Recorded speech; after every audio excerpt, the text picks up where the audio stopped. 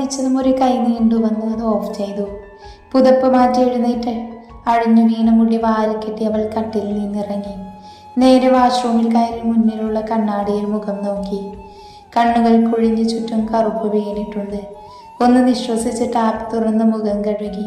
പെട്ടെന്ന് തന്നെ ഫ്രഷായി അവൾ പുറത്തേക്കിറങ്ങി. താഴേക്ക് ഇറങ്ങുമ്പോൾ കേൾക്കാം അച്ഛൻ്റെ ചായക്ക് വേണ്ടിയുള്ള ഒച്ചപ്പാട്. അവൾ അതൊന്നും ശ്രദ്ധിക്കാതെ നേരെ അടുക്കളയിലേക്ക് കയറി. അവളെ കണ്ടതും അമ്മയുടെ മുഖം മാറി. അവൾ അതൊന്നും ശ്രദ്ധിക്കാതെ ചായക്കുള്ള വെള്ളം വെച്ചു. തിളച്ചതും പൊടിയിട്ട് വാങ്ങി പഞ്ചസാരയിട്ട് കപ്പിലേക്കാക്കി അവൾ പുറത്തേക്കിറങ്ങി.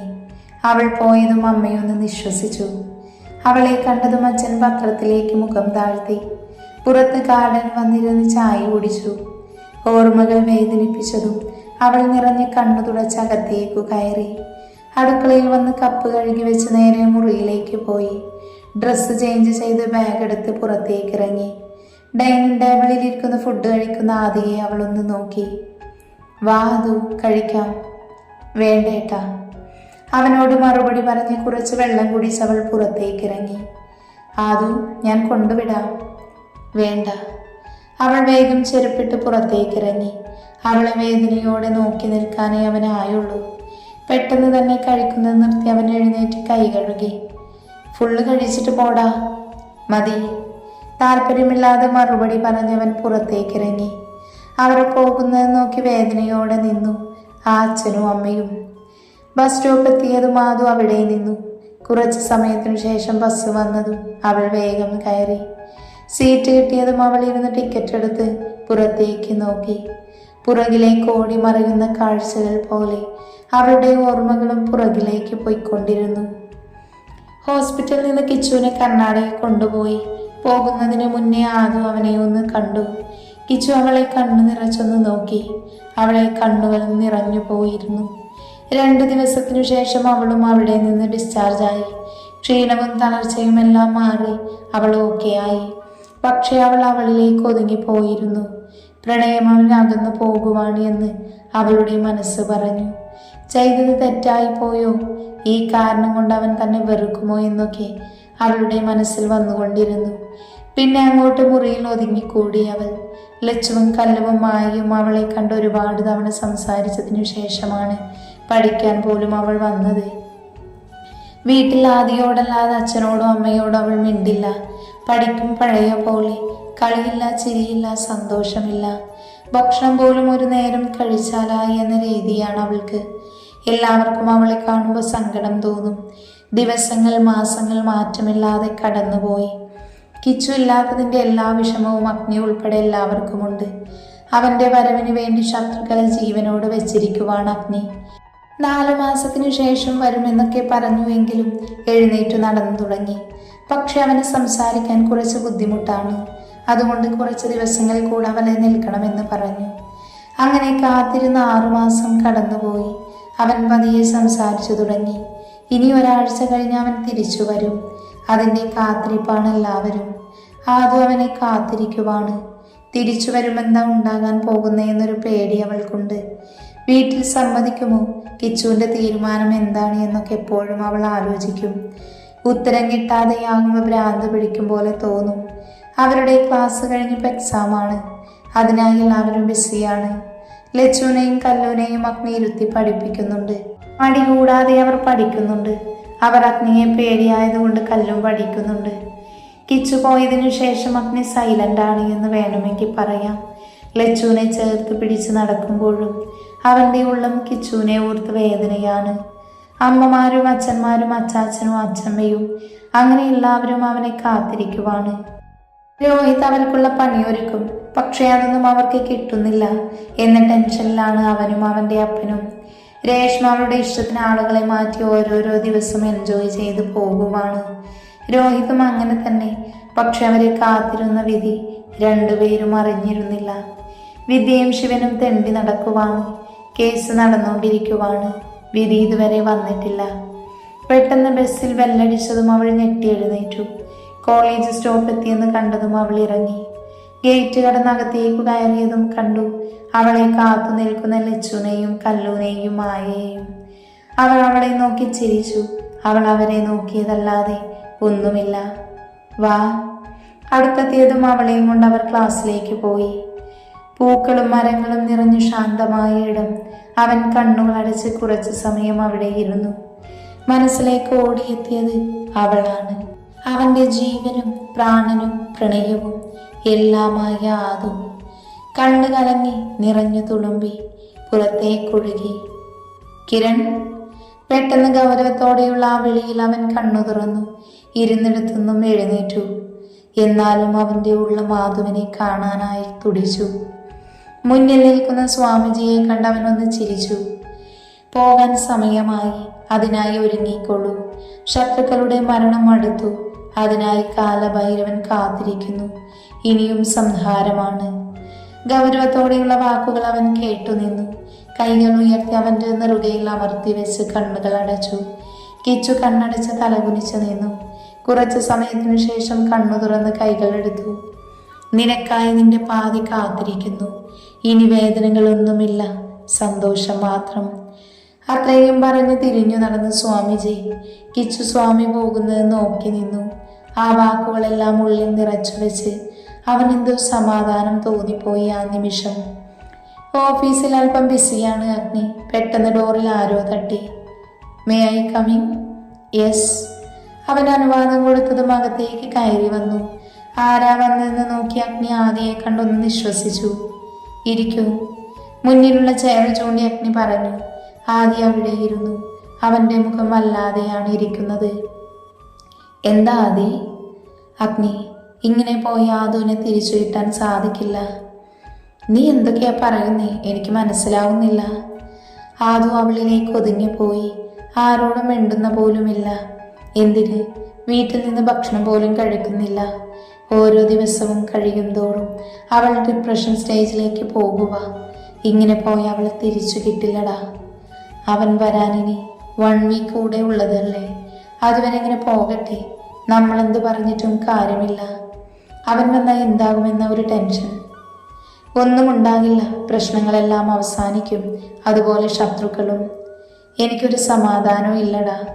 നീ വെറുതെ ഓരോന്ന് ചിന്തിച്ചിരുന്നിട്ടെല്ലാം വിട്ടുകള. അവനെത്തിയിട്ട് ബാക്കിയൊക്കെ ഇപ്പൊ പോയി ജോലി ചെയ്യാൻ നോക്ക്. ആദ്യം പോകുന്നത് നോക്കി അഗ്നി അങ്ങനെയിരുന്നു. ഓരോന്ന് ആലോചിക്കും തോറും അവന്റെ മുഖം വലിഞ്ഞു മുറുകി. ഫ്രഷായി ബെഡിൽ കിടക്കുവാണ് ശിവൻ. എല്ലായിടത്തും അലഞ്ഞു തിരിഞ്ഞല്ലാതെ പണം കിട്ടുന്നില്ല, ആരും തരുന്നില്ല. കേസ് നടക്കുന്നുണ്ട്, അതിന് കിട്ടില്ല എന്ന് അയാൾക്ക് മനസ്സിലായി. രഞ്ജു ഉറങ്ങാനല്ലാതെ ഈ വീട്ടിലേക്ക് വരാറില്ല. രേഷ്മയെ വിളിച്ച് പണം ചോദിച്ചപ്പോൾ അവളുടെ കയ്യിലുമില്ല. ഇനി എന്ത് ചെയ്യുമെന്ന് ആലോചിച്ച് അയാൾക്ക് ഭ്രാന്ത് പിടിച്ചു.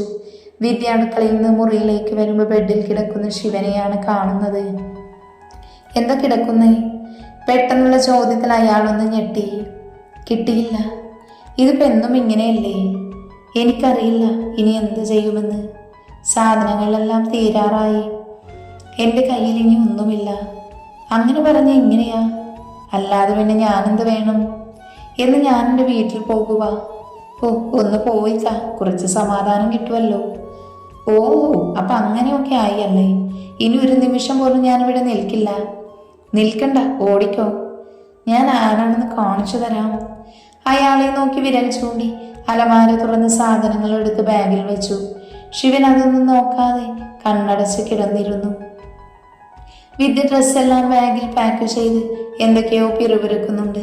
അതൊന്നും കേൾക്കാത്ത മട്ടിൽ ശിവൻ കിടന്നു. കുറച്ച് ദിവസമായിട്ട് ഇതുപോലെ വഴക്കാണ്. വീട്ടിൽ പോകുമെന്ന് പറഞ്ഞ് ബാഗ് പാക്ക് ചെയ്യും. ഇടയ്ക്ക് ഇങ്ങനെ ഉള്ളത് കൊണ്ട് അത്രയും കാര്യമാക്കാതെ എടുത്തില്ല ശിവൻ. വിദ്യ എല്ലാം എടുത്തു വെച്ച് ബാഗായി പുറത്തേക്ക് ഇറങ്ങി. ഫോണെടുത്ത് വീട്ടിലേക്ക് വിളിക്കാൻ തുടങ്ങി. എങ്കിലും വേണ്ട എന്ന് വെച്ചു. വീടിന് പുറത്തേക്ക് ഇറങ്ങി റോഡിലേക്ക് ഇറങ്ങിയപ്പോൾ ഓട്ടോ കണ്ടത് കൈ കാണിച്ചു. വണ്ടി നിർത്തിയതും അകത്തേക്ക് കയറിയ സ്ഥലം പറഞ്ഞു കൊടുത്തു. രേഷ്മ. അവളുടെ പേര് വിളിച്ച് അവളിലേക്ക് ചാഞ്ഞു കിടന്നു അവൻ. അവളിൽ നിന്നൊരു സീൽക്കാരം ഉയർന്നു. കുറച്ച് സമയത്തിന് ശേഷം അവൻ അവളിൽ നിന്ന് മാറിക്കിടന്നു. താഴെ കിടന്ന കംഫർട്ട് എടുത്ത് ദേഹത്തേക്കിട്ടു. അവൻ ബെഡിൽ നിന്ന് എഴുന്നേറ്റ് ചാരിയിരുന്നു. ടേബിളിൽ നിന്ന് സിഗരറ്റ് എടുത്ത് വായിൽ വെച്ച് കത്തിച്ചു. കണ്ണടച്ച് പുക ഊതിവിട്ട് തലതിരിച്ച് കിടക്കുന്നവളെ ഒന്ന് നോക്കി. കണ്ണടച്ച് കിടക്കുവാണ്. ചെറിയ മയക്കത്തിലാണെന്ന് അവന് തോന്നി. അവന്റെ ചുണ്ടിൽ പുച്ഛത്തോടെ ചിരിവിരിഞ്ഞു. 6 മാസമായിട്ട് ലിവിങ് റിലേഷനാണ് എബിനും രേഷ്മയും. അവൾക്ക് ആവശ്യം പണം, ശരീരം. അതവൻ കൊടുക്കും. അവൻ ആരാണ് എന്താണ് എന്നൊന്നും അറിയില്ല. അവനൊരു ക്രിമിനലാണ് എന്ന്. അവൻ്റെ കയ്യിൽ പണമുണ്ട്, കാണാൻ ഗ്ലാമറും. രേഷ്മയെ കണ്ടപ്പോൾ അവന് ചെറിയ താല്പര്യം തോന്നിയെന്നല്ലാതെ അവളെ കൂടെ കൊണ്ട് നടക്കണമെന്നൊന്നുമില്ലായിരുന്നു. എന്ന് അവളായി അവൻ്റെ അടുത്തേക്ക് വന്നു. അതോടൊപ്പം ഇപ്പം രണ്ടും ഹോട്ടലിലാണ് സ്ഥിരം. രോഹിത് അറിയുന്നുണ്ടെങ്കിലും അതൊന്നും കാര്യമായി എടുത്തില്ല. അടുത്ത അഗ്നി എങ്ങനെ വീഴ്ത്താമെന്ന് ആലോചിക്കുവാണവൻ. കുറച്ചു സമയത്തിനു ശേഷം രേഷ്മ കണ്ണു തുറന്നു. അടുത്തായി കമന്നു കിടന്നുറങ്ങുന്ന എബിയെ നോക്കിയിട്ട് വാഷ്റൂമിലേക്ക് കയറിപ്പോയി. അവൾ പോയതും അവൻ കണ്ണു തുറന്നു. പിന്നെ പെട്ടെന്ന് എഴുന്നേറ്റ് വീഡിയോ ഷൂട്ടായി കൊണ്ടിരുന്ന ക്യാമറ എടുത്തു മാറ്റിവെച്ചു. ബെഡിൽ വന്ന് കിടന്നവൻ പെട്ടെന്ന് തന്നെ വാഷ്റൂം തുറന്ന് അവൾ പുറത്തേക്ക് വന്നു. എബി, ആ? അവൾ അവനെ തട്ടി വിളിച്ചതും അവൻ കണ്ണു തുറന്ന് എഴുന്നേറ്റു. എനിക്ക് കുറച്ച് പണം വേണം. ഇപ്പം എന്തിനാ? നിനക്ക് തരാൻ പറ്റുമോ? ഓക്കെ. അവൻ വാലക്കെടുത്ത് കുറച്ച് നോട്ടെടുത്ത് അവൾക്ക് കൊടുത്തു. അവൾ ഒന്ന് എണ്ണി നോക്കിയിട്ട് ബാഗിൽ വെച്ചു. എന്ന് ഞാൻ ഇറങ്ങട്ടെ? ഓക്കെ, നാളെ വരില്ലേ? ആ, വരാം. അവനെ ഒന്ന് ഹഗ് ചെയ്ത് അവൾ ഡോറ് തുറന്ന് പുറത്തേക്ക് പോയി. അവൾ പോയതും അവൻ ക്യാമറയിൽ നിന്ന് വീഡിയോ പെൻഡ്രൈവിലേക്കാക്കി ഫോൺ എടുത്തൊരു നമ്പറിലേക്ക് വിളിച്ചു. ഹലോ, ആ വീഡിയോ ഞാൻ അയക്കാം. നേരത്തെ വീഡിയോ മാത്രമേ കിട്ടിയുള്ളൂ. അവളെ കിട്ടണം. അതിന് നേരിട്ട് വന്നാൽ മതിയല്ലോ. അത് വേണ്ട, നീ കുറച്ച് മരുന്ന് കൊടുത്ത് മയക്കി ഇവിടെ എത്തിക്ക്. എനിക്കെന്താ ലാഭം? നിനക്ക് നീ പറഞ്ഞ പണം തരാം. എന്നാൽ അടുത്ത ദിവസം എത്തിക്കാം. ഓക്കെ, നീ വീഡിയോ ആയിട്ടോ അവളെ ഒന്ന് ശരിക്ക് കാണട്ടെ. കോള് കട്ട് ചെയ്ത് ഫോൺ ടേബിളിൽ വെച്ച് അവൻ വീഡിയോ വിളിച്ച് ആൾക്ക് അയച്ചു കൊടുത്തു. ലാപ്ടോപ്പ് അടച്ചു വെച്ചു. അങ്ങനെ ഒരുത്തി കൂടെ മനസ്സിൽ പറഞ്ഞുകൊണ്ട് അവനൊന്ന് ചിരിച്ചു. ഇനി നടക്കാൻ പോകുന്നത് അറിയാതെ കിട്ടിയ പൈസ കൊണ്ട് മേക്കപ്പ് കിറ്റും ഡ്രസ്സുമെല്ലാം വാങ്ങിക്കൂട്ടുവാണ് രേഷ്മ. ഒരിരുട്ട് മുറിയിൽ ബെഡിൽ കിടക്കുവാണ് ലച്ചു. ചുറ്റും കനത്ത നിശബ്ദത. കണ്ണു തുറന്നതും അവൾ കാണുന്നത് ഇരുട്ടാണ്. ആരെങ്കിലും ഉണ്ടോ? അവളുടെ ചോദ്യത്തിന് ആരും മറുപടി പറഞ്ഞില്ല. അവൾ പതിയെ എഴുന്നേറ്റിരുന്നു. പെട്ടെന്നാണ് അവളുടെ ശ്രദ്ധ ചെറിയ വെളിച്ചം പോലെ തോന്നുന്ന സ്ഥലത്തേക്ക് പോയത്. ആരോ അവിടെ ഉണ്ട് എന്ന് തോന്നിയതും അവൾ എഴുന്നേറ്റു. ഒന്നും കാണുന്നില്ല എങ്കിലും എങ്ങനെയൊക്കെയോ അവൾ വെളിച്ചം കണ്ട സ്ഥലത്തെത്തി. ഒരു വാതിലാണ് എന്ന് മനസ്സിലായതും അവൾക്ക് സമാധാനമായി. പതിയെ തള്ളി നോക്കി അവൾ. അത് അപ്പുറത്തുനിന്ന് ലോക്കാണ് എന്ന് മനസ്സിലായതും അവൾക്ക് സങ്കടം വന്നു. ചെറുതായി കാണുന്ന പഴുതിലൂടെ അവൾ അപ്പുറത്തേക്ക് നോക്കി. ഒരാളെ കെട്ടി തൂക്കിയിട്ടിരിക്കുവാണ്. അയാളുടെ ശരീരത്തിലൂടെ ചോര ഒഴുകുന്നുണ്ട്. മുഖം ചോരയിൽ കുളിച്ചിരിക്കുവാണ്. അതുകൊണ്ട് ആരായെന്ന് മനസ്സിലാകുന്നില്ല. അവൾക്ക് ഭയം തോന്നിപ്പോയി. ചുറ്റും നോക്കി. ഇരുട്ടല്ലാതെ ഒന്നുമില്ല. സങ്കടം സഹിക്കവയ്യാതെ അവൾ കരഞ്ഞുകൊണ്ട് മുഖം പൊത്തി. അപ്പുറത്തുനിന്ന് അലറിക്കരയുന്ന സൗണ്ട് കേട്ടവൾ അങ്ങോട്ട് നോക്കി. അവളുടെ കണ്ണ് തുറിച്ചു വന്നു. കെട്ടിയിട്ടിരിക്കുന്ന ആളുടെ മുഖത്തേക്ക് വെള്ളമൊഴിച്ചതും അയാൾ വേദന കൊണ്ട് അലറി വിളിച്ചു. മുഖം കണ്ടതും അവളുടെ കണ്ണ് നിറഞ്ഞു വന്നു. ഒരു വാളെടുത്ത് തൂങ്ങിക്കിടക്കുന്നവനെ ആഞ്ഞുവെട്ടി അവൻ്റെ നേരെ നിന്നു അവൾ. അയാൾ അലറി വിളിച്ചതും ലച്ചു അലറിക്കരഞ്ഞു. ദേവേട്ടാ. അവൾ അലറി വിളിച്ച് കണ്ണു തുറന്നു. അടുത്ത് കിടന്നവൻ ഞെട്ടി എഴുന്നേറ്റു.